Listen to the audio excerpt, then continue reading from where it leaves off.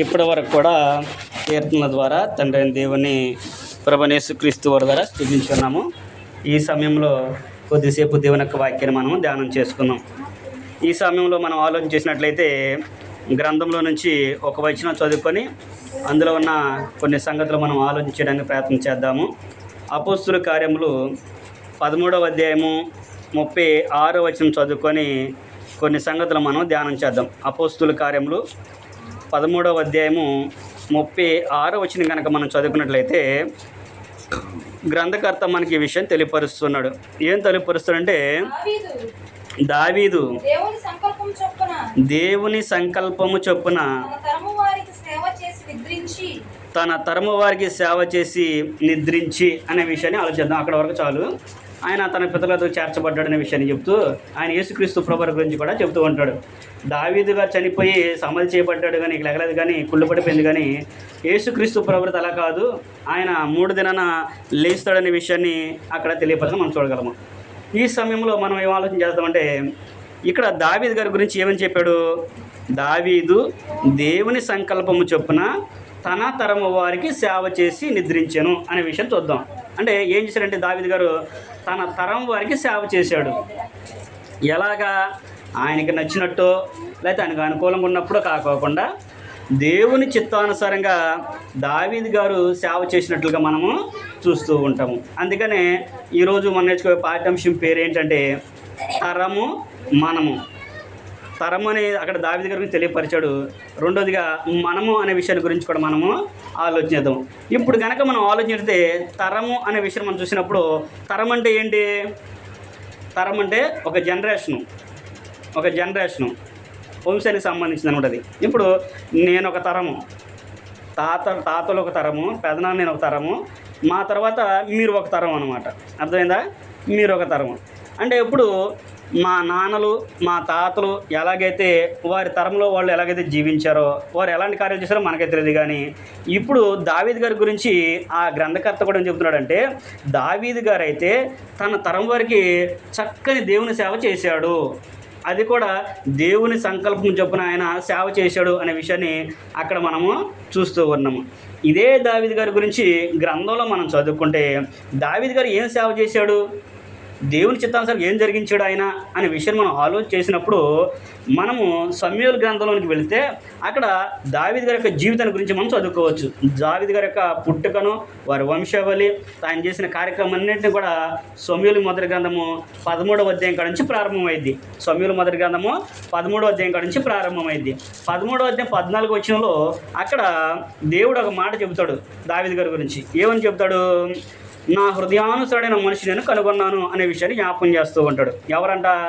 దావీదు గారు ఆయన చిత్తానుసరమైన మనిషిని ఒక ఆయన్ని దేవుడు కనుగొన్నాడు. దేవుని యొక్క చిత్తానుసరంగా ఎవరంటే దావీదు గారు అనే విషయాన్ని అక్కడ మనము చూడగలము. అంటే అక్కడ ఏం చేశాడు దావీదు గారు ఆయన చిత్తానుసారం ఉండడానికి అనేది మనం ఆలోచన చేస్తే 16-17 అధ్యాయులు మనం చదువుకున్నప్పుడు దావీదు గారు ఏం చేశాడు? గొల్లియాతు మీద యుద్ధానికి ఆయన వెళ్ళాడు. సమూయేలు మొదటి గ్రంథంలో మనం చదువుకుంటాము 16-17 అధ్యాయుల్లో. అక్కడ మనం చూసినప్పుడు ఆయన ఏం చేశాడంటే, దావీదు గారు గొల్లియాతు మీదకి యుద్ధానికి వెళ్ళాడు. అక్కడ సందర్భం ఏంటి అనేది మనం చూసినప్పుడు అక్కడ సౌలు రాజుగా ఉన్నాడు ఇశ్రాయేలుకి. ఆయన రాజుగా ఉన్నప్పుడు ఆయన మీదకి గొల్లియాతు అనే ఫిలిష్తీయుడు ఒకడు యుద్ధానికి వచ్చి ఇశ్రాయేలు కూడా తృణీకరించి వాళ్ళ దేశాన్ని అంటే ఇశ్రాయేలు అందరిని కూడా బానిసలుగా చేయాలని ఆలోచన కలిగి ఉన్నాడు. ఆయన ఒక మాట అంటాడు గొల్లియాతు, మనం యుద్ధానికి వచ్చి అనేక మంది చావడం దేనికి? నేను ఒక్కడనే వస్తాను మా తరపున, మీ తరపున ఎవడైనా ఒకడు వచ్చి నన్ను ఓడించినట్లయితే మా ఫిలిష్తీయులందరూ కూడా మీకు దాసులుగా ఉంటారనే విషయాన్ని గొల్లియాతు మాట్లాడతాం మనం చూస్తూ ఉంటాము. ఆయన మాట్లాడిన మాటలకి, ఆయన ఉన్న హైట్కి, ఆయన ఎంత ఉంటాడంటే హైటు 6 మూరల జానుడు హైట్ ఉంటాడు ఆయన. ఆయన బలాన్ని వీళ్ళందరూ కూడా చూసి దడిసిపోయి రాజుతో సహా యుద్ధానికి వెళ్ళడానికి భయపడుతూ ఉంటారు. అప్పుడు యెష్షయి అంటే దావీదు యొక్క తండ్రి యెష్షయి ఏం చేస్తాడంటే, మీ అన్నలో యుద్ధ భూమిలో ఉన్నారు, వారి దగ్గరికి వెళ్ళి వారి సైన్యాధిపతికి వీటిని ఇచ్చి మీ అన్నక యోగక్షేమం తెలుసుకొని రాజుగారికి వందలు చెప్పామని చెప్పేసి దావీదు గారిని తన తండ్రి అక్కడికి పంపిస్తాడు. దావీదు గారు అక్కడికి వెళ్ళినప్పుడు యుద్ధ భూమిలో ఈ గొల్లియాతు చేసే సవాలన్నింటినీ కూడా చూసి అవన్నీ కూడా ఆలోచన చేసి ఇతను చంపిన వాడికి ఏంటి బహుమతి అనే విషయాన్ని కూడా ఆయన ఆలోచన చేస్తుంటాడు. అప్పుడు దావీదు గారు నేను వెళ్తాను యుద్ధానికి అంటాడు. అప్పుడు దావీదు గారు వయసు ఎంత? 15 సంవత్సరాలు, సుమారుగా 15 సంవత్సరాలు, 14-15 సంవత్సరాలు బాలుడై ఉన్న దావీదు గారు అనే విషయాన్ని అక్కడ మనం చూస్తూ ఉంటాము. దావీదు గారు ఆ వయసులోనే ఆ గొల్లియతు మీదకి యుద్ధానికి వెళ్తానికి ఏంటి ఆయన ధైర్యం ఏంటి? ఆయన ధైర్యం ఏంటి అనేది మనం ఆలోచన చేసినప్పుడు అక్కడ సమూయేలు మొదటి గ్రంథంలోనే 17వ అధ్యాయం మనం చదువుకుంటే దావీదు గారు యుద్ధానికి వెళ్ళేటప్పుడు ఆయన గొలియతు ఒక మాట అంటాడు, నువ్వైతే కత్తెయు ఈడియో పట్టుకుని నా మీదకి వస్తున్నావు, కానీ నేనైతే జీవము గల దేవుని పేరట వచ్చుతున్నాను. యుద్ధం చేసేది నేను కాదు, యెహోవాయే నా పక్షంన యుద్ధం చేస్తాడు అనే సందర్భాన్ని అక్కడ ఆయన చెబుతూ ఉంటాడు. ఇదంతా ఎందుకు చెబుతున్నానంటే దావీదు తన తరానికి సేవ చేశాడని చెప్పుకుంటున్నాను కదా, గ్రంథంలో రాయించాడు. ఏం చేశాడండి సేవ అనేది ఆలోచన చేసినప్పుడు ఇదిగో ఇదే ఆయన చేసిన సేవ. ఏంటి అని అంటే దేవుని యందు భయభక్తులు కలిగిన వ్యక్తి, దేవుని మీద నమ్మకం ఉన్న వ్యక్తి, దేవుడంటే దేవుని యందు విశ్వాసం కలిగిన వ్యక్తి, ఏదైనా తన జీవితంలో మొదటి స్థానము దేవునికే ఇచ్చినటువంటి వ్యక్తి. ఆయన ఏదో గొప్ప కార్యం చేస్తున్న దేవుడు దావీదు గారు ఆ దేవుని యందు విశ్వాసం ఉంచలేదు. దావీదు గారు గొర్రెల కాపరిగా ఉన్నప్పుడు ఆయన అనేకమైన కీర్తనలు రాశాడు. అనేకమైన కీర్తనలు రాసి ఆయన చేసినట్లుగా మనం చూస్తూ ఉంటాము. అంటే దావీదు గారిని దేవుడు ఏ స్థితిలో ఉంచినప్పుడు కూడా ఆ స్థితిలోనే ఆయన దేవుని యందు విశ్వాసం ఉంచినట్లుగా మనము చూస్తూ ఉంటాము. అందుకని దావీదు గారు ఏమన్నాడంటే అక్కడ తన తరం వారికి సేవ చేసేసాడు అనే సందర్భం ఎందుకు చెప్పాడంటే ఆయన గొల్లియాతు మీద యుద్ధానికి వెళుతూ ఆయన అంటాడు, నేనైతే యెహోవా పేరట వచ్చున్నాను అంటాడు. అక్కడ వాళ్ళందరూ కూడా ఆయన అంటారు, అయ్యా నువ్వు బాలుడివి, నీకు అసలు యుద్ధం చేయడం తెలియదు, నీకేం తెలియదు అన్నప్పుడు ఆయన ఒక మాటను అంటాడు. ఏమంటాడు అక్కడ 17వ అధ్యాయం 26వ వచనం మనం చదువుకుంటే అక్కడ అంటాడు, ఆయన అంటాడు, నేను సింహాల్ని అడవిలో ఉన్నప్పుడు గొర్రెలను కాచుకుంటూ ఉన్నప్పుడు సింహం నుంచి ఎలుగుబండిని చీల్చి అక్కడ పడేశాను, వాటి నుంచి కాపాడిన నా దేవుడు ఆఫ్టర్ ఈ సున్నతిని ఫిలిప్తీ దగ్గర నుంచి నన్ను కాపాడలేడా అని అంటాడు. అంటే దేవుడు సింహాల నుంచి ఎలుగుబండి నుంచి నన్ను కాపాడాడు, అలాంటిది సున్నతిని ఫిలిప్తీడు అంతా అంటే ఆయన ఎవరు తిరస్కరిస్తున్నాడు? మనిషిని తిరస్కరించట్లేదు, ఆయన చేసే పనిని తిరస్కరిస్తున్నాడు. ఎందుకంటే దావీదు గారు ఏం చేశాడంటే ఆయన సున్నతి లేనివాడు, ఆయన దేవుని సంబంధి కాదు. మనం ఎవరు అన్నాడంటే ఆయన నేను దేవుని కుమారుడిని, దేవునందు భయభక్తి కలిగిన వాడిని, దేవుడు అంటే విశ్వాసం ఉన్నవాడిని, మేము దేవుని ప్రజలము అనే విషయాన్ని దావీదు గారు గుర్తెరిగాడు కనుకనే దేవుని విశ్వాసం ఉంది కనుకనే ఆయన దేవుని మీద ఆధారపడ్డాడు కనుకనే ఆ రోజున యుద్ధంలో ఆయన గెలిచాడు. ఆయన యుద్ధంలో గెలిచి దావీదు గారు సుమారుగా దేవుడు ఆయన్ని 40 సంవత్సరాలు ఇశ్రాయేలుకు సైన్యాధిపతిగా ఆయన రాజుగా ఆయన్ని నియమించాడు. 40 సంవత్సరాలు ఇశ్రాయేలందరిని కూడా నడిపించినప్పుడు ఆయన వయస్సు వచ్చిన తర్వాత అంటే ముసలివాడు అయిపోయిన తర్వాత ఆయన కుమారుడు అయినటువంటి సొలొమోను దేవుడు రాజుగా పట్టాభిషేకం చేయమని చెప్పంటాడు. నువ్వు దేవుని మందిని అంటే దావీదు గారి జీవితం ఇంకా చాలా ఉంది మనం చదువుకుంటే. ఆయన ఏం చేశాడంటే ఏది వచ్చినప్పటికీ కూడా ముందు దేవునికే ప్రాధాన్యత ఇచ్చేవాడు. ఆయన ఏ స్థితిలో ఉన్నప్పుడు కూడా దేవుని గురించే ఆలోచన చేసేవాడు. ఆయన్ని రాజుగా నియమించాడు దేవుడు. రాజుగా నియమించిన తర్వాత చితిసారకు మ్రాలతో కట్టిన మిద్దుల్లో దావీదు గారు ఉన్నప్పుడు దేవుని మనసు డేరాల్లో ఉన్నప్పుడు ఆయన ఏమనుకున్నాడు, నేనను ఇలాంటి బిల్డింగుల్లో ఉన్నాను, మనల్ని పోషించి మనల్ని బ్రతికించి నాకు ఎంత అవకాశం ఇచ్చినా నా దేవుని మనసు డేరాల్లో ఉండడం ఏంటి, కాబట్టి నా దేవునికి ఒక మందిరం నేను కట్టాలి అనుకున్నాడు. కట్టాలని ఆలోచన తలంపు కలిగింది ఆయనకి. అప్పుడు దేవుడు ఆ తలంపు నెరిగి నాతాననే ప్రవక్తని ఆయన దగ్గరికి పంపించి, నీ ఆలోచన మంచిదే, నేను ఇన్ని సంవత్సరాలు ఉన్నాను కానీ ఏ రోజైనా అడిగానా నా కొరకు మందిరం కట్టదని? నేను అడగలేదు, కానీ నువ్వు ఆలోచన చేసావు కాబట్టి నీ ఆలోచన బట్టి నువ్వు దాన్ని కానిద్దు కానీ నువ్వు దాన్ని కట్టవు, కానీ నీ కుమారుడు అంటే నీ తర్వాత నీ కుమారుడు దాన్ని కడతాడు అనే విషయాన్ని కూడా అక్కడ ఆయన గురించి మనము చదువుకుంటూ ఉంటాము. ఆ తర్వాత ఆయన వచ్చిన తర్వాత ఇక్కడ చూద్దాం మనం ఏంటంటే దావీదు గారు తన తరానికి సేవ చేశాడు అని అన్నప్పుడు వాళ్ళందరూ కూడా దావీదు గారిని ఎంత గొప్ప అద్భుతంగా చూసుంటారు. వాళ్ళని అంటాడు దావీదు గారంట ఇశ్రాయేలు వారందరికీ కూడా ఒక దీపంగా ఉన్నాడంట. సమూయేలు 2వ గ్రంథాలు మనం చదువుకుంటే ఆ విషయం మనం ఒకసారి చదువుకుందాము. సమూయేలు 2వ గ్రంథాలు మనం చదువుకుంటే దావీదు గారి గురించి ఇశ్రాయేలు అందరూ కూడా ఒక విషయాన్ని జ్ఞాపకం చేస్తూ ఉంటారు. 21వ అధ్యాయము 15వ వచనం కాడి నుంచి మనం చదువుకుందాము. సమూయేలు 2వ గ్రంథము 21వ అధ్యాయము 15వ వచనం కాడి నుంచి మొదలుడే ఫిలిష్తీయులకును ఇశ్రాయేలీయులకును యుద్ధము మరలా జరగగా దావీదు తన సేవకులతో కూడా దిగిపోయి ఫిలిష్తీయులతో యుద్ధము చేయనప్పుడు అతడు సొమ్మసిల్లెను. చాలండి. ఏం చేశారండి ఇక్కడ దావీదు గారు కూడా 40 సంవత్సరాలు కూడా వారితో పాటు యుద్ధానికి వెళ్తూనే ఉన్నాడు. మరొక సందర్భంలో ఆయన యుద్ధానికి వెళ్ళినప్పుడు ఆయన సొమ్మసిల్లాడు. అంటే యుద్ధంలో ఆయనకి నీరసం వచ్చేసింది, అంటే వయసు పైబడిపోయింది కాబట్టి ఆయన యుద్ధం చేయలేక ఆయన దగ్గర సొమ్మసిల్లిపోయినప్పుడు అక్కడ ఒక అతను ఆయన చంపాలని ఆలోచన కలిగి ఉంటాడు.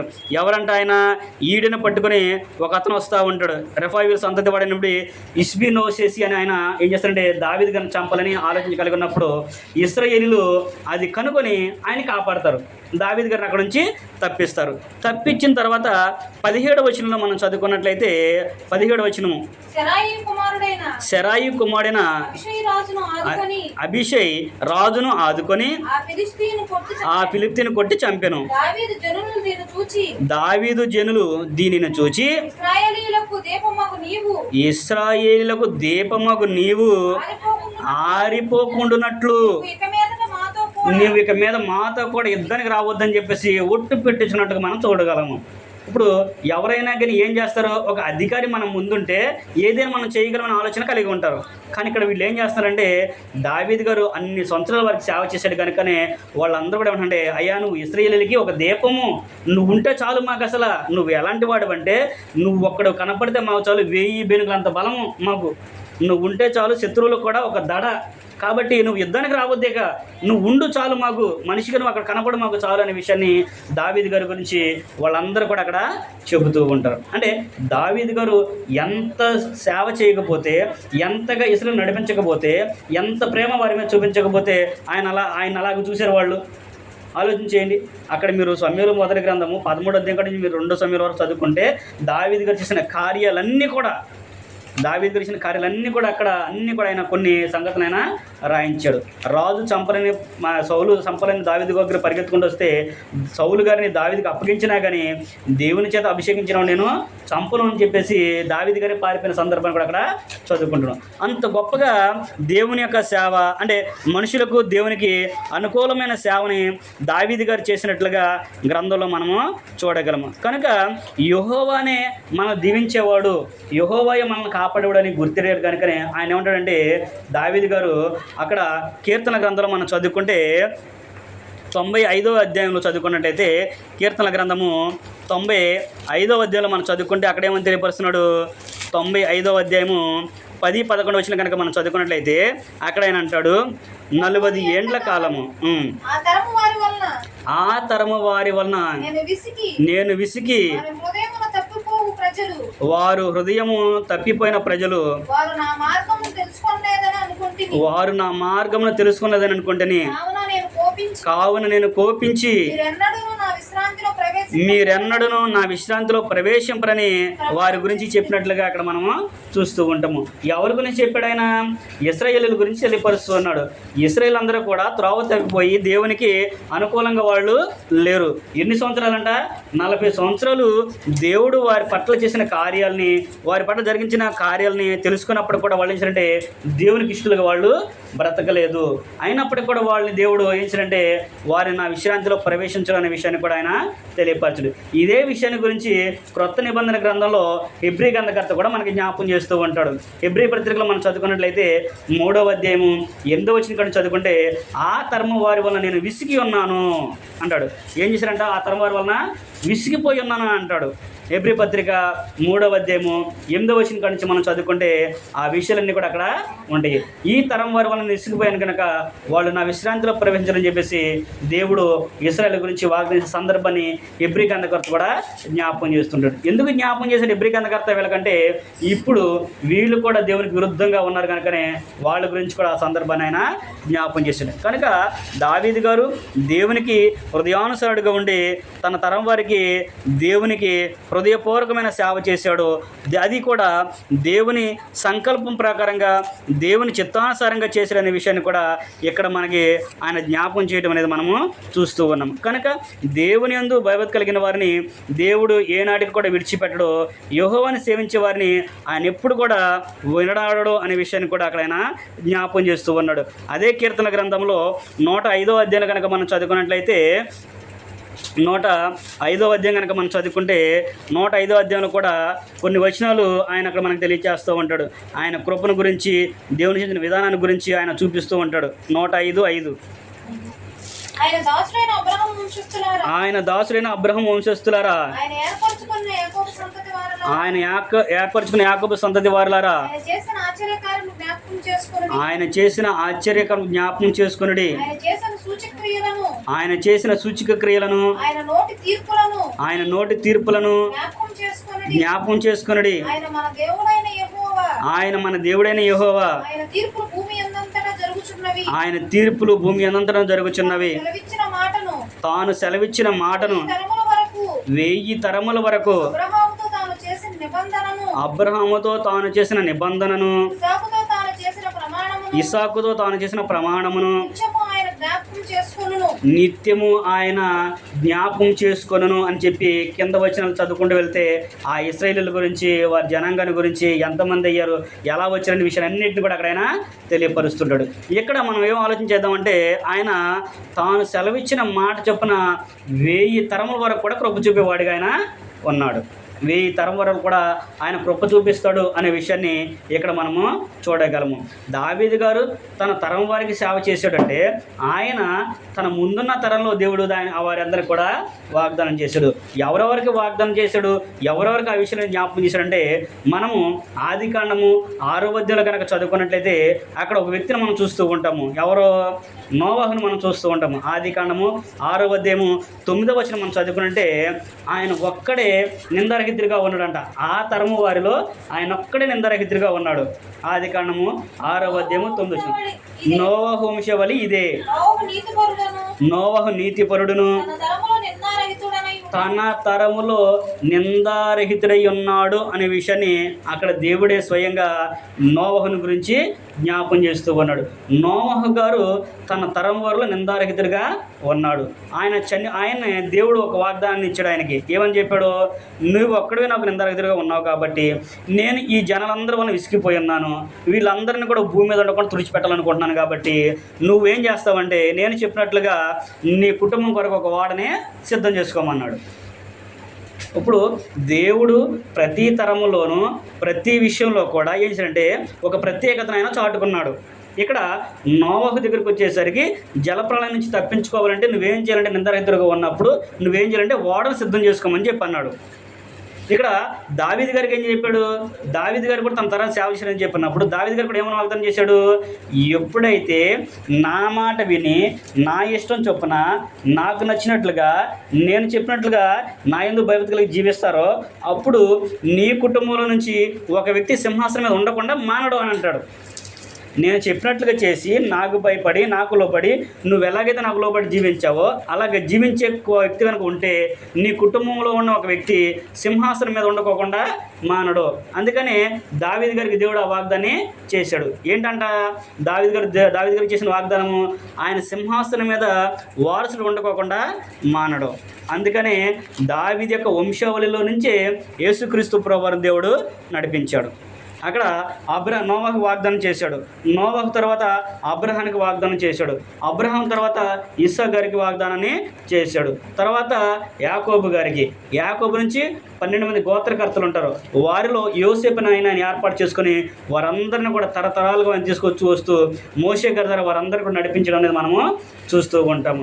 దేవుడు వాగ్దానం చేసిన వాడు విడిచిపెట్టడు అనే విషయాన్ని కూడా అక్కడ మనము చూస్తూ ఉంటాము. అక్కడ అందుకనే ఆయన ఏం చెప్పాడంటే, ఇక్కడ నోవహు ఒక్కడే నీతిమంతుడిగా ఉన్నాడు కనుక ఆయన్ని రక్షించాలి, ఆయన కాపాడాలి. కాబట్టి ఆయన నుండి నువ్వు ఓడ సిద్ధం చేసుకోమని చెప్పేసి చెప్పాడు.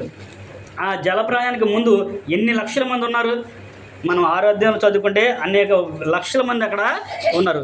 కానీ ఆ లక్షల మందిని విడిచిపెట్టి దేవుడు వారందరూ విడిచిపెట్టి నోవహు కుటుంబాన్ని మటుకే రక్షించాడు. జలప్రలయం వచ్చింది. జలప్రలయం ద్వారా వారందరూ కూడా నశించిపోయారు. మరి దేవుడు అంతమంది జనాభాను వదిలిపెట్టేసి నోవహును ఒక్కడిని ఎందుకు ఎంచుకున్నాడు అంటే, నోవహు మాత్రమే దేవుని ఎదుట నీతిమంతుడిగాను యథార్థవంతుడిగా తన తరములో నిందారహితుడైన బ్రతికాడు కనుకనే దేవుడు నోవహు గారిని ఏర్పాటు చేసుకున్నాడు. అందుకనే నోవహు గారిని చెబుతూ 7వ అధ్యాయంలో కూడా 22వ వచనం అంటాడు, నోవహు యెహోవా చెప్పినట్లుగా చేశాడు, అట్లు చేసాను అనే విషయాన్ని చెబుతూ ఉంటాడు. నోవహుకి దేవుడు ఏమైతే ఆజ్ఞాపించాడో ఆ ప్రకారంగా ఆయన చేశాడు. చెప్పాడు. నేను అక్కడే వాడు ఎందుకు కట్టాలి, ఆ కడతో ఎందుకు కట్టాలి, నేనే ఎందుకు కట్టాలి, నేనే ఎందుకు వెళ్ళాలని చెప్పేసి దావీదు గారు ఏమి అక్కడ ప్రశ్నలు ఏమి కూడా అడగల, దేవుని వ్యతిరేకంగా ఏమీ అడగల. దేవుడు చెప్పాడు, ఆయన ఏదైతే చెప్పాడో ఆ కొలతల ప్రకారంగా ఆయన చెప్పిన కర్ణ తెచ్చి ఆయన చెప్పినట్లుగానే అంతస్తులు పెట్టి దాన్ని కట్టి ముగించినట్లుగా మనము చూస్తూ ఉంటాము. కనుక దేవుడు ఎప్పుడైతే దేవుడికి లోబడి జీవించేవారు ఉంటారో వారిని అప్పటికి కూడా విడిచిపెట్టడు. అదే సమయంలో దేవుని దూషించే వారిని కూడా ఆయన విడిచిపెట్టడు అనే విషయాన్ని కూడా మనము చూస్తూ ఉంటాము. నిర్గమకాండము 20వ అధ్యాయము 5వ వచనం కనుక మనం చదువుకున్నట్టయితే, నన్ను దూషించే వారి విషయంలో ఆయన 3-4 తరాల వరకు ఆయన ఎవరిని కూడా విడిచిపెట్టడంట. ఏలయనగా నీ దేవుడైన యెహోవానగు నేను రోషము గల దేవుడను, నన్ను ద్వేషించు వారి విషయంలో 3-4 తరముల వరకు తండ్రుల దోషము కుమారుల మీదకి రప్పించుచు నన్ను ప్రేమించి నా ఆజ్ఞలు గైకొని వారికి 1000 తరముల వరకు కరుణించి వాడిని ఉన్నాను అనే విషయాన్ని జ్ఞాపకం చేస్తూ ఉన్నాడు. ఇందాక కీర్తన గ్రంథం 105వ అధ్యాయం మనం చదువుకున్నాము. ఆయన 1000 తరముల వరకు కృప చూపించాడు అని. ఎవరికి? అబ్రహాం గారికి చూపించినట్టు అక్కడ మనం చదువుకుంటూ ఉంటాము, అబ్రహాం వంశస్థులందరికీ కూడా. అలాగే దేవుని ద్వేషించే వారి విషయంలో కూడా 3-4 తరాల వరకు వాళ్ళని ఎవరిని కూడా ఆయన వదిలిపెట్టడు. అలాగే నిర్గమాకాండంలోనే, సంఖ్యాకాండంలో, ద్వితీయోపదేశకాండంలో ఏం చెప్తాడు అంటే, తండ్రుల దోషము కుమారుల మీదకి రప్పించని చెప్పి అంటాడు. నన్ను ద్వేషించే వారిని నేను ఎప్పుడు కూడా విడిచిపెట్టను అంటాడు. అలాగే దోషులను నిర్దోషులుగా ఎంచడు. నువ్వు ఎంత భక్తిపరుడువైనా సరే, నువ్వు ఎంత విశ్వాసమైనా సరే, నువ్వు ఎంత నమ్మకమైన సేవ చేసినప్పుడు కూడా నువ్వు దోషం చేస్తే కనుక, అంటే నువ్వు తప్పు చేస్తే ఆయన నిన్ను వదలడు అనే విషయాన్ని అక్కడ ఆయన మనకి చెబుతూ ఉన్నాడు. ఉదాహరణకి దావీదు గారి గురించి మనం ఆలోచించేద్దాము. దావీదు గారు ఆయన హృదయానుసరైన మనుషుడు, ఆయన జీవితంలో నింద అనేది లేదు అని అనుకుంటాం. కానీ దావీదు గారు కూడా దేవునికి విరుద్ధంగా ఒక పాపాన్ని చేశాడు. ఆ పాపానికి శిక్షణ కూడా దేవుడు దావీదు గారికి అనుగ్రహించాడు. ఏం చేశాడు? 19వ అధ్యాయం మనం చదువుకుంటే అక్కడ ఆయన ఏం చేశాడంటే బత్షెబతో పాపం చేసినట్లుగా మనము చూస్తూ ఉంటాము. అది చేసినట్టు కాకుండా తన భర్తను కూడా ఆయన చంపేస్తాడు, ఉరియా అని ఆయన్ని కూడా చంపేస్తాడు. దానికి ప్రతిగా దేవుడు ఆయన శిక్షణ విధించినట్లుగా కూడా మనము చూస్తూ ఉంటాము. ఆ విషయంలో తప్ప దావీదు గారు ఎక్కడ కూడా ఎప్పుడు కూడా ఎన్నడూ కూడా పాపం చేయలేదనే విషయాన్ని దావీదు గారి గురించి గ్రంథంలో నోట్ చేయబడినట్లుగా మనము చూస్తూ ఉంటాము. కనుక దేవుని యందు ఎప్పుడైతే మనం భయభక్తి కలిగి ఉంటామో, ఎప్పుడైతే ఆయన మీద విశ్వాసం ఉంచుతామో, ఎప్పుడైతే నమ్మకం ఉంటామో, అప్పుడు ఆయన ఎవరిని కూడా ఆయన విడిచిపెట్టడు. తన తర్వాత తన తరానికి ఆయన కృప చూపేవాడిగా ఉన్నాడు అనే విషయాన్ని అక్కడ ఆయన చెప్తూ ఉన్నాడు. అలాగే అబ్రహాం గారి విషయంలో కూడా జ్ఞాపకం చేస్తూ ఉంటాడు. అబ్రహాం గారిని అక్కడ ఆయన మొదటిగానే పరీక్షించాడు. ఏమని చూస్తాం మనము? అబ్రహాం గారికి ఏమని చెప్పాడు? ఆయన ఊరు అనే పట్టణం నుంచి కనాను దేశానికి ఆయన పిలిచి, ఇదిగో నువ్వు ఈ భూమిని చూడు, నువ్వు కనులెత్తింది చూడు, ఇది మొత్తం కూడా నీ జనాన్ని, నీ యొక్క సంతానం నేను స్వాస్యంగా ఇస్తాను, నీకు స్వాస్యంగా ఇస్తాను, నీ కుమారుడిని స్వాస్యంగా తీసుకుంటారు, నీ వంశపరి ఇక్కడ ఉంటారు అనే విషయాన్ని అబ్రహాం గారికి దేవుడు వాగ్దానాన్ని చేశాడు.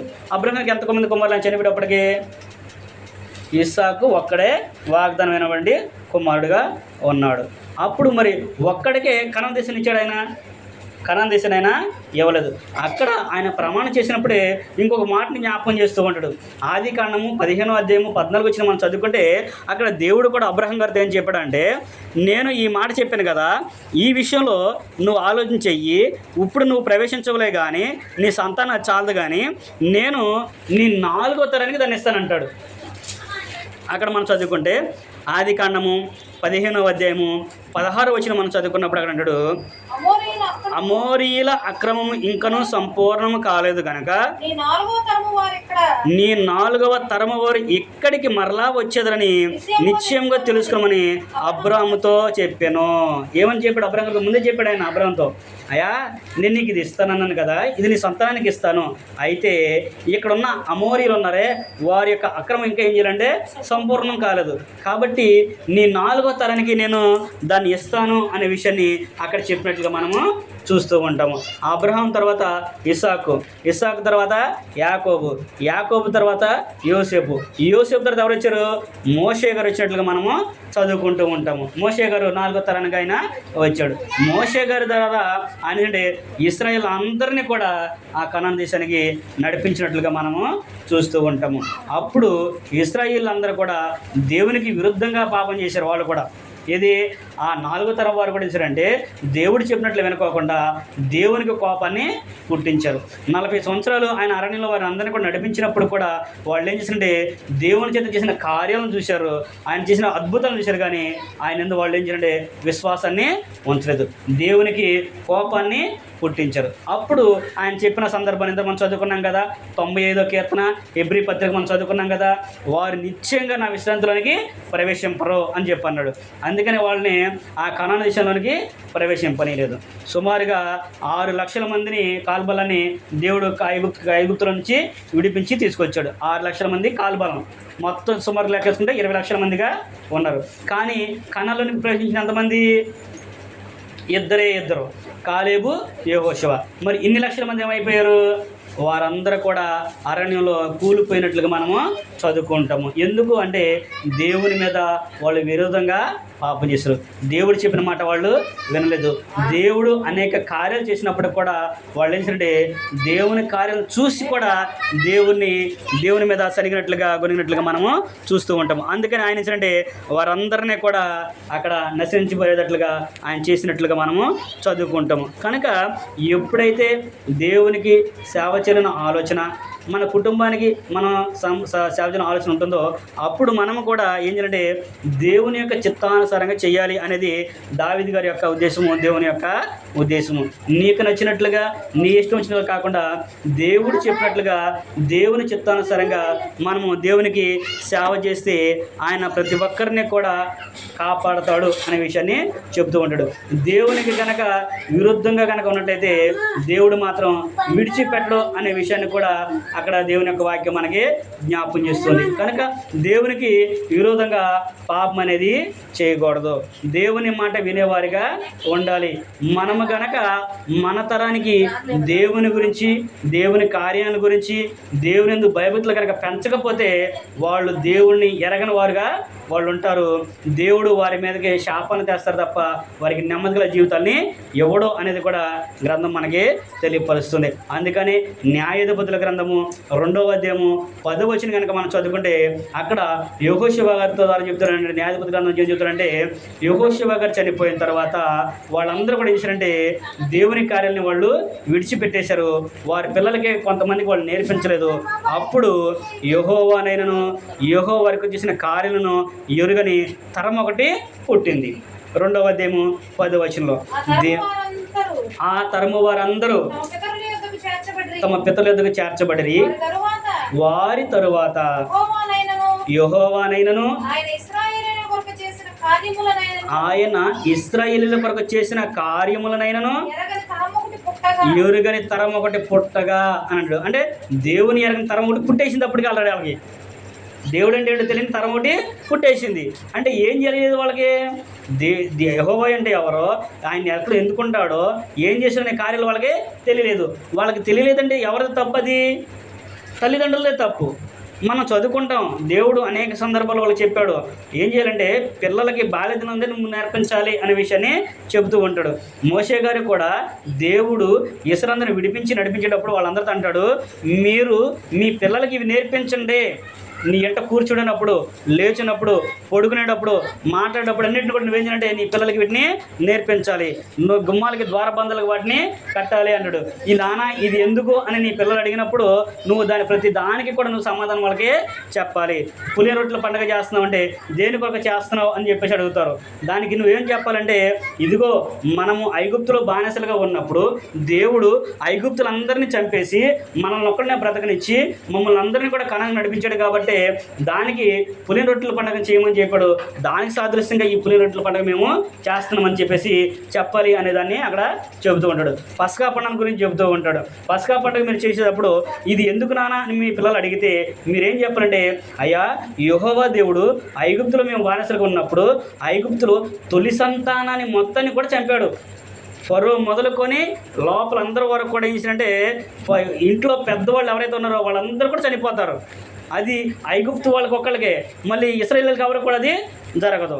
అందుకని దానికి సాదృశ్యంగానే మా పిల్లల్ని దేవుడు తీసుకోలేదు కాబట్టి దానికి గుర్తుగా పస్కా పండుగ అనేది మమ్మల్ని చేయమన్నాడు, ఒక బలి పశువును బలిగా ఇమ్మన్నాడు దేవుడు అని చెప్పేసి వాళ్ళకి మీరు నేర్పించాలి అనే విషయాన్ని అక్కడ వాళ్ళు చెబుతూ ఉంటారు. ఇలా చెప్పుకుంటూ వెళ్తే అనేక సందర్భాలన్నింటిని కూడా మోషే గారు ఇశ్రాయేలు కూడా చెబుతుంటాడు. ద్వితీయోపదేశకాండం 5వ అధ్యాయం 1వ వచనం చదువుకుంటూ వెళ్తే అవన్నీ కూడా చెబుతూ ఉంటాడు. ఇది యాకోబు దేవుని కట్టడ, ఇశ్రాయేలు దేవుని యొక్క నిత్యం అనే విషయాన్ని కూడా వారందరూ కూడా జ్ఞాపకం చేసినట్లుగా మనము చూస్తూ ఉంటాము. అందుకనే వాళ్ళు వారి పిల్లలకి నేర్పిలేదు ఆ విషయాన్ని. అందుకనే ఒక తరం అనేది పుట్టింది. కాబట్టి ఏం చేయాలి అంటే మన తరానికి మనం సంపూర్ణమైన సేవనే చేయాలి, దేవుని చిత్తానుసారమైన సేవనే చేయాలి. అలా చేస్తే దేవుడు కూడా మన పట్ల, మన కుటుంబం పట్ల దేవుని యొక్క ప్రేమను చూపిస్తాడనే విషయాన్ని కూడా ఇక్కడ మనము చూడగలము. నువ్వు చెప్పినా చెప్పకపోయినా, నువ్వు దేవుని చిత్తానుసారంగా సేవ చేసినా చేయకపోయినప్పుడు కూడా ఏం జరుగుతుందంటే కాలం అదే జరిగిపోతూ ఉంటుంది. అందుకని దేవుడు గ్రంథంలో రాయించి ఉంచాడు. ఎవరి ద్వారా? జ్ఞాని అయిన సొలొమోను గారు చెబుతూ ఉంటాడు. దావీదు గారు కుమారుడు జ్ఞాని సొలొమోను చెబుతూ ఉంటాడు. ఏమని చెబుతాడు? ప్రసంగి గ్రంథము 1వ అధ్యాయము 4వ వచనం కనుక మనం చదువుకున్నట్లయితే, తరము వెంబడి తరము గతించిపోవను కానీ భూమి ఒక్కటే నిలుచును అని అంటాడు. ప్రసంగి గ్రంథము తరము వెంబడి తరము గతించిపోవచ్చున్నది, భూమి యొక్కటే ఎల్లప్పుడూ కూడా నిలుస్తుంది అనే విషయాన్ని చెబుతూ ఉంటారు. మనం ఏదైతే మన పిల్లలకి నేర్పిస్తామో అది వాళ్ళు నేర్చుకుంటారు. నువ్వు దేని కొరకు వారిని పెంచాలంటే దేవుని కొరకు వారిని పెంచాలి, దేవుని కార్యం చూపిస్తూ వారిని పెంచాలి, దేవుని యొక్క స్వాస్థ్యం కొరకు వారిని పెంచాలి. లేదనుకో నువ్వేం చేస్తావంటే దేవుని నువ్వు పెంచడానికి పిల్లల్ని ఆ తరం గడిచిపోద్ది, కానీ భూమి మాత్రం ఒకటే నిలిచిపోద్ది. మనం అనుకుంటాం ఇది నాది ఇది నాది ఇది నాది అని మనం లాక్కుంటాం, కానీ అది ఉంటుందా మనతో పాటు? వెళ్ళేటప్పుడు మనం తీసుకెళ్ళాము. కానీ ఏమవుతుందంటే అది మనం వెళ్ళిపోతాం, కానీ భూమి ఒక్కటి అక్కడ నిలుస్తుంది. అలాగే 10వ వచనం ఒకసారి చదవండి. 10వ వచనంలో కూడా అక్కడ ఒక విషయం జ్ఞాపకం చేస్తూ ఉంటాడు. ఇది నూతనమైనదని ఒకదాని గురించి ఒకటి చెప్పును కానీ అదియును మనకి ముందు తరంలో ఉన్నదే. అది కూడా ఏంటంటే మన ముందు తరంలోనే ఉంది. ఇది నూతనమైనదని ఒకటి దాని గురించి చెప్పడానికి అవకాశం అనేది లేదు, అది ముందు తరంలోనే ఉంది అనే విషయాన్ని కూడా అక్కడ దేవుని యొక్క వాక్యం మనకి తెలియపరుస్తుంది. కనుక మనము మూలవాక్యంగా దావీదు గారి గురించి ఆలోచన చేశాము. దావీదు గారు దేవుని చిత్తానుసారంగా ఆయన సేవ చేశాడు, తన తర్వాతకి సేవ చేశాడు. అలాగే తన తర్వాత అంటే తనకు ముందున్న కొంతమంది భక్తులు చేశారు, తన తర్వాత కూడా అనేక మంది దేవునికి చిత్తానుసారంగా వారి తరానికి సేవ చేశారు. ఇప్పుడు రెండోదిగా మన గురించి మనం ఆలోచించేద్దాం. మనం అనుకున్నాం కదా, తరం చూసే మనం ఆ తరం వారందరూ కూడా చక్కగా సేవ చేశారు, ఆ తరం వారందరూ కూడా దేవునికి ఇష్టానుసారంగా నడుచుకున్నారు. అదంతా కూడా దేవుడు చూసుకుంటాడు వాళ్ళ పనిని. ఇప్పుడు మనం బ్రతికున్నాం కాబట్టి మన పరిస్థితి ఏంటి? మన తరం వారికి మనం ఎలాగున్నాము? మన తరం వారికి మన రోల్ మోడల్గా ఉన్నామా లేదా? మన తరం వారికి మనం మాదిరికరంగా ఉన్నామా లేదా? పలానా ఆయనలాగా నేను జీవించాలి, పలానా వ్యక్తిలాగా నేను బ్రతకాలి, పలానా వ్యక్తిలాగా నేను సాధించాలనే ఆలోచనతో మనని అనుకున్నట్లుగా మన జీవితాలు ఉన్నాయా అనే దాని గురించి మనము కొద్ది నిమిషాలు ఆలోచించేద్దాం. ఇప్పుడు తరం గురించి ఆలోచించుకుంటే మన గురించి ఆలోచన చేసినప్పుడు అపోస్తులైన పౌలు గారు తన తరం వారి గురించి ఆలోచన చేశాడు. ఆనాడు దావీదు గారు ఎలాగైతే తన స్వజనులందరినీ కూడా ఎలాగైతే కాపాడుకున్నాడో, ఈనాడు పౌలు గారు కూడా క్రొత్త నిబంధన ప్రకారంగా క్రైస్తవులైన మన గురించి కూడా ఒక విషయాన్ని జ్ఞాపకం చేస్తున్నాడు. రోమిలికి రాసిన పత్రిక 9వ అధ్యాయము 1వ వచనం గురించి మనం చదువుకుంటే అక్కడ పౌలు గారు ఈ విషయాన్ని జ్ఞాపకం చేస్తూ ఉంటాడు. రోమ పత్రిక 9వ అధ్యాయము 1వ వచనం గురించి చదువుకుంటే పౌలు గారికి రోషం పుట్టించాడంట. ఆయన నాకు బహు దుఃఖమును నా హృదయంలో మానని వేదనయు కలదు, క్రీస్తునందు నిజమే చెప్పుచున్నాను, అబద్ధం ఆడుట లేదు, పరిశుద్ధాత్మయందు నా మనసు నాతో కూడా సాక్ష్యం ఇచ్చుచున్నది. సాధ్యమైన ఎడల దేహ సంబంధులైన నా సహోదరుల కొరకు నేను క్రీస్తు నుండి వేరై శాపగ్రస్తుని ఉండడానికి కూడా నేను ఇష్టపడతాను అని అంటాడు. అంటే అక్కడ పౌలు గారి యొక్క ఉద్దేశం ఏంటి? ఏమని చెప్పాలనుకుంటున్నాడు? ఆయన గురించి మనం ఆలోచించినప్పుడు పౌలు గారు అంతకుముందు ధర్మశాస్త్రం ప్రకారంగా గమాలియల దగ్గర నేర్చుకొని నిష్ఠాగరిష్ఠుడిగా ఉండి ధర్మశాస్త్రం ప్రకారం జీవించి యేసుక్రీస్తు ప్రభువారిని ఆరాధించిన వారిని, యేసుక్రీస్తు నామాన బాప్తిసం తీసుకున్న వారిని, యేసుని ఆరాధించే వారిని, యేసు ప్రభుని నోటితో ఒప్పుకున్న వాళ్ళందరూ కూడా చంపుతూ వచ్చాడు ఆయన. యేసును విశ్వాసించిన వారిని కూడా చంపేవాడు. ముందు అపోస్తుల కార్యములు 6వ అధ్యాయం మనం చదువుకుంటే అక్కడ మనం చూస్తాము పౌలు గారి గురించి. 6వ అధ్యాయం స్టెఫన్ గారు ఉంటాడు. స్టెఫన్ గారు చనిపోయిన కాడ తర్వాత ఈయన ప్రారంభం అవుతాడు. ఎవరు? పౌలు గారు. అంతకుముందు సౌలుగా ఆయన్ని పిలిచారు. అప్పుడు ఆయన దేవుని ప్రజలందరూ కూడా హింసించి ఆయన చంపినప్పుడు ఈయన ఏం చేసినట్టు దేవుడు అంటే ఆయన ప్రత్యేకంగా ఆయన్ని ఏర్పాటు చేసుకున్నాడు. దేని కొరకు? పౌలు గారికి ఉన్న ధైర్యాన్ని, ఆయనకున్న జ్ఞానాన్ని బట్టి, ఆయనకి దేవుని పట్ల ఉన్న భయభక్తులను బట్టి ఆయన పౌలు గారిని ఏర్పాటు చేసుకొని నీవు నా కొరకు ఎన్ని హింసలు పొందాలో అనే విషయం జ్ఞాపం చేస్తాడు. పౌలు గారు దేవుని సేవడానికి వచ్చినప్పుడు, అయ్యా నువ్వు నా ద్వారా గొప్ప సంతోషాన్ని పొందుకుంటావు, మేలు పొందుకుంటావు, విశ్రాంతి పొందుకుంటావు అని చెప్పలేదు ఆయన. నా వలన నువ్వు ఎన్ని హింసలు అనుభవించాలో నీకు నేను చూపిస్తాను అని అంటాడు. అందుకనే పౌలు గారు అనేక హింసలు పడినట్లుగా మనం చదువుకుంటూ ఉంటాము. అప్పుడు పౌలు గారు అంటాడు రోమపట్నంలో వారికి రాస్తూ, అయ్యా నా హృదయంలో కూడా ఒక మానవ వేద ఉంది. నేను ఇన్ని ప్రాంతాలకు తిరుగుతున్నాను, ఎంతమందికి సేవ చేస్తున్నాను, ఎంతమందికి సువార్త ప్రకటన చేస్తున్నాను, ఎంతమందికి మనసు మారుతున్నట్లు చూస్తున్నాను, అంతమందికి నేను ఒక మాదిరికరంగా ఉన్నాను. కానీ నా స్వజనుల్లో నా సహోదరులు మటుకు నా ఎందుకు విశ్వాసం ఉంచట్లేదు. కాబట్టి వారి నిమిత్తము నేను క్రీస్తు నుండి శాపగ్రస్తునైనా ఉండి వారిని ప్రభువులో నడిపించినట్లుగా నేను ప్రయత్నం చేస్తాననే విషయాన్ని ఆ కింద 9వ అధ్యాయము కింద వచ్చిన చదువుకుంటూ వెళ్తే అక్కడ ఆయన చెబుతూ ఉంటాడు. తన సహోదరుల కొరకు ఆయన దుఃఖం పడుతున్నాడు. నేను ఎంతమందిని కానీ నా కుటుంబాన్ని కాపాడుకోలేకపోతున్నాను, నా వాళ్ళు నన్ను నమ్మట్లేదు, నా వాళ్ళు వినట్లేదేంటి అనే విషయాన్ని పౌలు గారు దుఃఖపడుతూ చెప్పినట్లుగా మనము చూస్తూ ఉంటాము. అదే కాదు, అనేక సందర్భాల్లో తిమోతి గారితో కూడా చెప్తారు పౌలు గారు, అయ్యా నీవు మొదట ఏం చేయాలంటే నీ స్వజనుల్ని, నీ ఇంటి వారిని కాపాడుకోమంటాడు. తిమోతి పత్రిక చదువుకుంటే తన ఇంటి వారిని రక్షించుకోలేని వాడు జనులను ఎలా కాపాడుతాడు అనే విషయాన్ని కూడా చెబుతాడు. యేసుక్రీస్తు ప్రభువుని కూడా అనేక మంది వారి కుటుంబ సభ్యులు అంగీకరించలేదు. లోక వార్తలు మనం చదువుకుంటాము. ఆయన ఇంటి వారైనా కానీ ఆయన విశ్వాసం ఉంచలేదు అని చెబుతూ ఉంటారు. అందుకని ఇక్కడ పౌలు గారు కూడా అదే విషయాన్ని జ్ఞాపం చేసి వాళ్ళ గురించి బాధపడినట్లుగా మనము చూస్తూ ఉంటాము. అయినప్పటికీ కూడా ఆయన ఏమాత్రం కూడా వెనకడుగు అయిపోకుండా దేవుని పక్షాన్ని నిలబడి సత్యం తరపున పోరాడినట్లుగా మనము చూస్తూ ఉంటాము.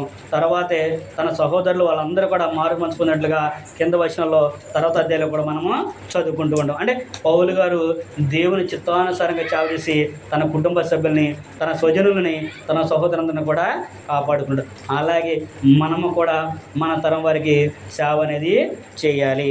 మనము కూడా దేవుని చిత్తానుసారంగా దేవుని పనిని జరిగించాలి అనే విషయాన్ని ఇక్కడ పౌలు గారు కూడా మనకి జ్ఞాపం చేసినట్లుగా మనము చూస్తూ ఉంటాము. అంతేకాకుండా యేసుక్రీస్తు ప్రభు వారు కూడా అంటాడు, ఈ తరం వారిని దేవునితో నేను పోల్చెదను అని అంటాడు. మత్తయి సువార్త 12వ అధ్యాయం కనుక మనం చదువుకున్నట్లయితే అక్కడ వారందరి గురించి ఆయన విషయం జ్ఞాపం చేస్తూ ఉంటాడు. ఏం చేశారంట? 38వ వచనం గురించి చదువుకుందాం. మత్తయి సువార్త 12వ అధ్యాయము 38వ వచనం గురించి మనం చదువుకుంటే అక్కడ ఆయన అంటాడు, అప్పుడు శాస్త్రులలోను పరిసయ్యులలోను కొందరు బోధకుడా నీ వలన ఒక సూచక్రియ చూడగూర్చున్నామని ఆయనతో చెప్పగా ఆయన ఇట్లా, నేను వ్యభిచారులైన చెడ్డ తరము వారు సూచక్రియలను అడుగుతున్నారు అనే విషయాన్ని ప్రభువారు జ్ఞాపం చేస్తూ ఉన్నాడు. ఇక్కడ ప్రభువారు ఎందుకు చెప్పాడంటే అక్కడ మనం ఆలోచించినట్లయితే వాళ్ళందరూ కూడా దేని కొరకు వచ్చారంట? చాలామంది ప్రభువారి ద్వారా రక్షణ పొందుదామని. ఆయన ఎందుకు వచ్చాడు లోకానికి? పాపులు రక్షించడానికి ఆయన వచ్చాడు. కానీ వీళ్ళందరూ ఏం చేస్తున్నారు? రోగాలు తగ్గించుకోవడానికి, సూచక్రియలు చూడడానికి, దేవుని వలన అద్భుత కార్యాలు చూడడానికి వాళ్ళందరూ కూడా వెళ్తూ ఉన్నారు. అప్పుడు ప్రభువారు అన్నాడు, వ్యభిచారులైన చెడ్డతరం వారు సూచక్రియలను అడుగుచున్నారు, కానీ యోనాని గురించిన సూచక్రియ తప్ప ఇంకే సూచక్రియ కూడా మీకు అనుగ్రహింపబడదు. ఇంకొకటి ఏం చెబుతున్నాంటే క్రీస్తు ప్రభువారి గురించి చెబుతూ ఉంటాడు. మనిషి కుమారుడు చనిపోయి సమాధి చేయబడి 3 దినాన లేపబడతాడు అనే విషయం చెప్పిన తర్వాత మీ మీద నేరం మోపే వాళ్ళు ఉన్నారు, మీ తరం మీద నేరం మోపే వాళ్ళకి ఇద్దరు ఉన్నారు అనే విషయాన్ని కూడా జ్ఞాపకం చేస్తుంటాడు. ఎవరంటే ఆ ఇద్దరు? నినేవే పట్టణస్థులు ఒకళ్ళు, షాబా దేశపు రాణి. ఆ ఇద్దరు కూడా ఈ తరాల మీద వాళ్ళ మీద నేరస్థాపన చేస్తారంట. ఎందుకు చేస్తారు ఈ తరం మీద నేరస్థాపన అంటే, వాళ్ళకి అవకాశం ఇవ్వలేదు దేవుడు.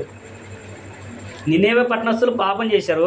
పాపం చేసినప్పుడు ఆయన దేవదూతలను పంపించి అగ్నికణాలతో ఆ పట్టణాన్ని నాశనం చేశాడు తప్ప వాళ్ళకి మారుమనసు పొందడానికి అవకాశం అనేది ఇవ్వలేదు. కొన్ని సందర్భాలు చెప్పినప్పుడు కూడా వాళ్ళు ఏం చేశారంటే మారు మనసు అనేది వాళ్ళు పొందలేదు. శాబాదేశి ప్రాణి విషయంలో కూడా అలాగే చేస్తూ ఉంటుంది. ఆయన చేశాడైనా అనేకమైన సూచక్రియలు అద్భుత కార్యాలు చేశాడు. మీకు దేవుడు అనేక సంగతులు మీకు తెలియపరచుకొని మీరు అనేది మారు మనసు అనేది పొందలేదు. మాకైతే ఎక్కడికి వెళ్ళారంట శాబాదేశి ప్రాణి? ఆ మాటలు వినడానికి, ఆ జ్ఞానం తెలుసుకోవడానికి సొలొమోను గారి దగ్గరికి వెళ్ళింది. అంత దూరం ప్రయాణం చేసి ఆమె వెళ్ళింది. మీకైతే ప్రయాణం చేయకోకుండానే దేవుడు మీకు స్వయంగా ఇచ్చాడు గ్రంథాన్ని. మీరు చదువుకుంటున్నారు, వాటిని బట్టి మీరు నడుచుకుంటున్నారు కదా. వీటిని బట్టి మీరు నడుచుకోకుండా ఉంటున్నారు కాబట్టి మీ మీద నేరస్థాపన చేయడానికి వారిరువురు కూడా ఉంటారు అనే విషయాన్ని ఆ తరం వారి గురించి, అంటే మన గురించి కూడా అక్కడ ఆయన చెప్పినట్లుగా మనము చదువుకుంటూ ఉంటాము. కనుక చెడ్డ తరం వారైన వారి మీద నేరం అవకాశం ఉంటుంది. కనుక మనము చాలా జాగ్రత్తగా నడుచుకోవాలి. దేవుని యందు భయభక్తులు కలిగి ఉండాలి. దేవునికి ఇష్టపూర్వకమైన సేవ అనేది మనము మన తరానికి చెయ్యాలి అనే విషయాన్ని జ్ఞాపకం చేస్తూ ఉన్నాడు. ఈ తరానికి మనం సేవ చేయాలంటే మనం ఎలా ఉండాలంటే, చివరిగా అపోస్తుల కార్యములు 2వ అధ్యాయము 40 వచనం కనుక మనం చదువుకున్నట్టయితే, 2వ అధ్యాయము 40 వచనం, సంఘ ప్రారంభము, క్రొత్త నిబంధన, క్రీస్తు ఇంకను అనేక విధమైన మాటలతో సాక్ష్యమిచ్చి మూర్ఖులకు ఈ తరము వారికి వేరై రక్షణ పొందండి అనే విషయాన్ని పేతురు గారు అక్కడ చెప్పినట్లుగా మనము చూస్తూ ఉంటాము. సందర్భం ఏంటి అంటే, పెంతెకోస్తు పండుగ. సుమారుగా 18 దేశాల వాళ్ళు, చుట్టుపక్కల ఉన్న ప్రజలందరూ కూడా ఆ ప్రాంతానికి వచ్చారు. ఆ రోజు పెంతెకోస్తు పండుగ దినాన వాళ్ళందరూ కూడా అపోస్తులు 12 మంది కూడా దేవుని పక్షం నిలబడి సువార్త ప్రకటన అనేది చేస్తూ ఉంటారు. దేవుడు యేసుక్రీస్తు ప్రభువు లేబడనే విషయాన్ని వారు జ్ఞాపకం చేస్తున్నప్పుడు వాళ్ళందరూ కూడా అంటారు, వీరు కొత్త మద్యంతో నిండి ఉన్నారు అనుకుంటా, అందుకని వీళ్ళందరూ కూడా అలా మాట్లాడుతున్నారు అనే విషయాన్ని అక్కడ చెబుతూ ఉంటారు. ఎందుకంటే వీరి భాషలోనే మాట్లాడుతూ ఉన్నారు. కానీ ఎదుటి వారికి ఎలా వినపడిందంటే, వారి యొక్క సుభాషల వారికి వినబడుతూ ఉంటుంది. అపోస్తుల కార్యములు 2వ అధ్యాయం 1వ వచనం కాడి నుంచి మనం చదువుకుంటే అవన్నీ కూడా అక్కడ ఉంటాయి. 1వ వచనం కాడి నుంచి మనం చదువుకుంటే సందర్భం అన్నీ కూడా అయ్యే. అపోస్తులు 12 మంది కూడా వీళ్ళ భాషలోనే మాట్లాడతారు. కానీ వారికి మటుకి వారి సుభాషల వారికి వినపడుతూ ఉంటుంది, మాట్లాడినట్టుగా ఉంటుంది. అప్పుడు వాళ్ళందరూ ఉంటారు, ఇదేంటి వీళ్ళందరూ వీళ్ళే కదా, కానీ మన భాషలో మనకు ఎలా వినపడుతుంది అనే విషయాన్ని వాళ్ళు అన్నప్పుడు, వీరు క్రొత్త మద్యం సేవించాలన్నప్పుడు పేతురు గారు వారితో పాటు లేచి ఆయన మాట్లాడిన సందర్భాన్ని అక్కడ మనము చూస్తూ ఉంటాం. మీరు సిలువ వేసిన ఈ యేసునే దేవుడు క్రీస్తుగాను ప్రభుగాను నియమించాడు. ఇది ఇశ్రాయేలు వంశమంతా కూడా రూఢిగా నమ్మాలని చెప్పినప్పుడు, అయ్యలారా రక్షణ పొందడానికి మేమేం చేయాలన్నప్పుడు మీరందరూ కూడా యేసుక్రీస్తు నామమున బాప్తిసం పొందండి, ఈ తరం వారికి మీరు వేరయ్యి రక్షణ పొందండి అనే విషయాన్ని అక్కడ పేతురు గారి జ్ఞాపకం అనేది చేస్తూ ఉన్నాడు. కనుక ఈ తరానికి మనం అందరం కూడా వేరుగా ఉండాలంటే మొదటిగా మనము రక్షింపబడాలి. మనకి దేవుడు ఒక రక్షణ మార్గాన్ని ఏర్పాటు చేశాడు. ఆనాడు నోవాహు జలప్రళయంలో అక్కడ జనాలను కాపాడటానికి దేవుడు నోవాహు ద్వారా ఓడని నియమించాడు. అలాగే అబ్రహానికి వాగ్దానం చేశాడు. అబ్రహాం ద్వారా జనాంగాన్ని ఆ తర్వాత కాపాడటానికి ఆయన సున్నతిని గుర్తుగా ఇచ్చాడు. దావీదు గారికి వాగ్దానం చేశాడు. ఆయన ఇలాగ ఎవరైతే జీవిస్తారో దేవుని భయభక్తి కలిగి వారు ఆయన తరంలో ఉంటారనే విషయాన్ని దావీదు గారికి ఆయన వాగ్దానం చేశాడు. ఈనాడు క్రొత్త నిబంధన ప్రకారం దేవుడు కూడా మనకు ఒక వాగ్దానం చేశాడు. క్రీస్తు ప్రభు ద్వారా ఆయన యందు భయభక్తులు కలిగి ఉండి ఆయన మాట ప్రకారం జీవించినట్లయితే మనం కూడా మన తరంలో అనేకులకు మాదిరికరంగా జీవిస్తాము. ఈ తరం వారికి వేరే మీరు రక్షణ పొందండి. మీరు ఎప్పుడైతే రక్షణ పొందుతారో, మీరు రక్షింపబడిన వారి లిస్టులో ఉంటారో, అప్పుడు మీ రక్షణను అనేకులకు చూపించి ఆ రక్షణలోనికి వారిని కూడా నడిపించే గొప్ప అవకాశం అనేది ఉంటుంది. కనుక ఈ తరము అనేక విధాలుగా ఉన్నది. కానీ నువ్వు చేసేది, నీ రక్షణ కూడా ఎలా ఉంటుందంట, దేవుని చిత్తానుసారమైన రక్షణ నువ్వు పొందాలి. నీకు నచ్చినట్లుగానో, నీవు ఊహించుకున్నట్లుగానో, నీకు కోరుకున్నట్లుగానో రక్షణ పొందితే కుదరదు. దేవునికి ఒక చిత్తం ఉంది. ఆ చిత్తానుసారంగా ఒక వ్యక్తి రక్షణ అనేది పొందాలి. అలా రక్షణ పొందుకోకుండా నీకు నచ్చినట్లుగా నీ ఇష్టం రక్షణ పొందితే అది దేవుడు కూడా అంగీకరించడు. కనుక ప్రతి విషయంలో కూడా మనం జాగ్రత్త కలిగి దేవుని యందు భయభక్తులు కలిగి ఉండి విశ్వాసంతో మనము దేవుని విషయంలో ఎదగాలి. ఆనాడు ఇశ్రాయేలు అందరూ కూడా ఇంత చదువుకున్నాం కదా, హెబ్రీ పత్రిక మనం చదువుకున్నాం కదా, ఆ తరం వారి వల్ల నేను విసిగాను అని అంటాడు. నేను అనేక కార్యాలు చేశాను, అయినా కానీ వాళ్ళు నా మాట వినలేదు. అందుకని నేను చెప్తున్నాడే, వారు నా విశ్రాంతిలో ప్రవేశించారని చెప్పేసి నేను వారి గురించి చెబుతూ ఉన్నాను. అలాగే ఈనాడు ఈ తరంలో కూడా ఎవరైతే దేవునికి విరుద్ధంగా మాట్లాడతారో, దేవుని యొక్క రక్షణను పొందుకోరో, దేవుని యొక్క సంకల్పంలో ఉండరో వారికి కూడా ఆయన విశ్రాంతిని ఇవ్వడు అనే విషయాన్ని దేవుని యొక్క వాక్యం మనకి తెలియపరుస్తుంది. కాబట్టి ఇప్పటి వరకు కూడా తరము మనము అనే విషయం గురించి మనం ఆలోచన చేసాము. దావీదు గారు తన తరానికి సేవ చేసి నిద్రించాడు. అలాగే మనము కూడా మన తరానికి సేవ చేయాలి. సంపూర్ణంగా దేవుని చిత్తానుసారంగా దేవునికి ఇష్టమైన వ్యక్తులుగా జీవించి దేవుని భయభక్తులు కలిగి ఉండి ఆయన సంకల్ప ప్రకారంగా పిలువబడి రక్షింపబడి ఆయన సన్నిధిలో మనం కనుక సేవ చేస్తే దేవుడు మన తర్వాత తరం కూడా ఆయన ఏం చేస్తుంటే తన సేవలో తన పనిలో వాడుకుంటాడు. మన తరం తర్వాత తరాన్ని కూడా ఆయన నెమ్మదిని కలిగిస్తాడనే విషయాన్ని ప్రేమతో మీకు తెలియపరుస్తూ నాకు నేను తెలియపరుచుకుంటూ ఈ మాటలందరితో ముగిస్తున్నాను. ఓపికతో మీ అందరూ కూడా మమ్మల్ని తెలియపరచుకుని అందరూ కూడా అందరం.